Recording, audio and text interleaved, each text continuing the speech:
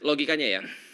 Mohon maaf, ketika Pak Dadan bilang sama Pak Prabowo, bahwasanya kita menyembeli satu hari berapa ribu kan? 17.000 sapi ya. Aku lupa lah, nanti coba dikoreksi ya. Dan berapa lele, satu anak berlele sehari misalnya kan ya. Nah, kita nggak bahas itu, tapi respon Pak Prabowo tuh menurutku epic tuh.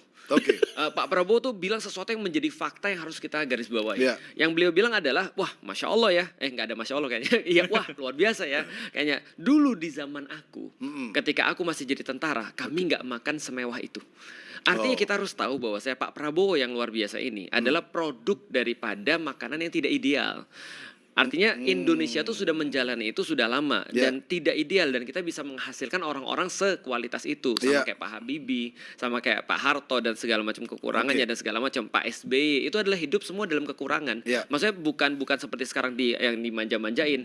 Tapi kemudian kalau kita lihat mereka punya apa? Mereka punya sebagai generasi pionir tuh mereka punya sesuatu yang mereka mau lakukan pada Indonesia gitu maksudnya. Itu dulu sebenarnya. Nah, problematikanya itu tidak akan pernah dicapai kalau guru-gurunya masih mikir. Makanya aku bilang harusnya semua dana itu dikasih ke guru-gurunya semuanya. Kok bisa guru? Aku pikir longsong nggak ya guru-guru ya zaman sekarang ya. Dia masih mikir gini, gue masih ngontrak, masih freelance gitu kan. Sementara ngelihat orang-orang dipecatin kan? Dipecatin. P3K dipecatin ribuan orang. Guru? Iya, karena untuk efisiensi, untuk diserahkan anggarannya ke sini. Nah, sementara terus kemudian dapur-dapur bagian terus kemudian akhirnya diangkat kan, jadi ASN kan atau P3K tadi. Lalu terus kemudian gaji yang nyuci piring itu bisa lebih gede daripada guru. Nah, aku pikir kita serius nggak sih untuk ngembangin Indonesia?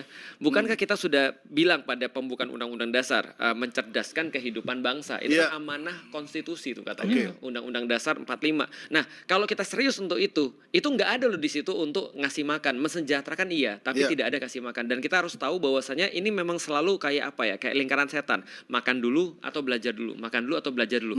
Tapi dunia sudah membuktikan di mana-mana. Penelitian satupun nggak ada yang salah bahwasanya yang namanya pendidikan itu investasi terbaik.